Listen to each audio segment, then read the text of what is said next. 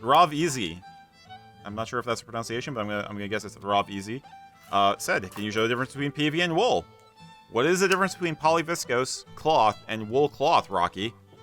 If only we had a way to show them. All right.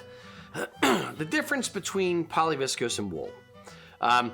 Polyviscose fabric is man-made, machine washable, and it's generally, the stuff that we get anyway, is about 11 to 12 ounce.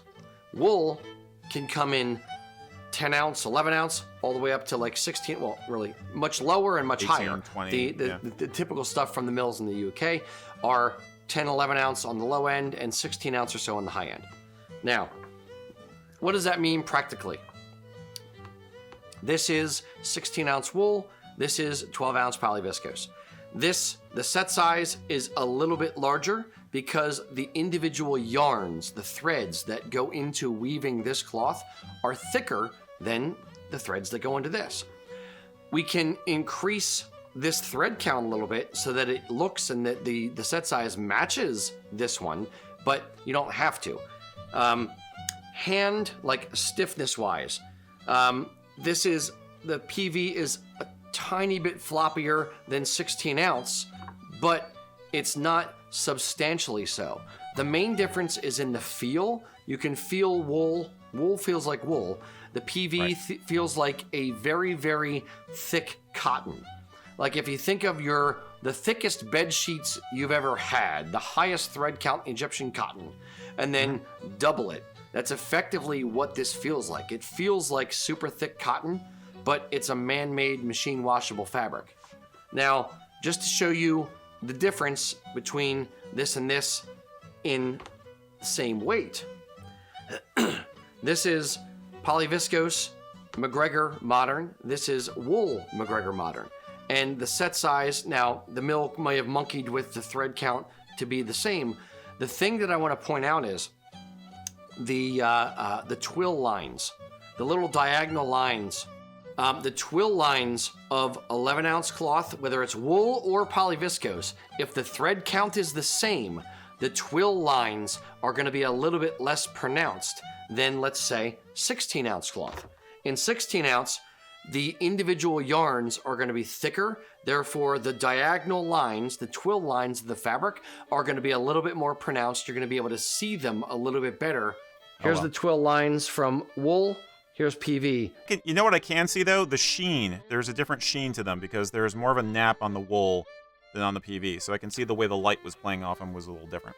Correct. I would actually go the other direction with it and say the sheen from the PV, it's a man-made fabric. Therefore, it is going to be a little bit more reflective, like minor degrees, but a little bit more reflective in man-made fabrics, acrylic, PV, whatever the man-made fabric is, versus wool. It's going to be a little bit more matted kind of thing.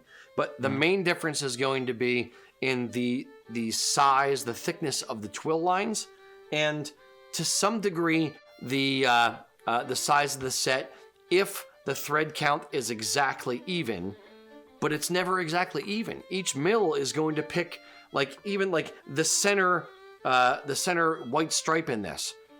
Martin Mills for this one may have picked 6 for their center thread, and Lock Heron 11 ounce may have been 8. They may have done 68 red threads across this section right here, where Martin Mills may have only done 56. So it's as long as it looks similar, looks the same, proportionate. I'm stretching my Photoshop image here. Proportionate to the actual design, that's all that really matters. It's not the thread count so much as long as it's proportionate to the thread count. There you go. Eric, any thoughts? Ta-da. No. I mean, my brain goes to the practicality of which cloth you choose. And as we often say, that's going to depend on the context. It depends on your budget to some extent, and it's going to depend on where and when and how you want to wear the kilt. So if you want something for hiking in August, you're doing a through hike on the AT, go with the PV.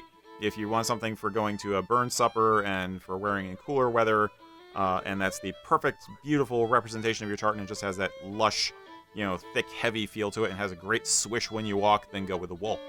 Thanks for watching me, you guys.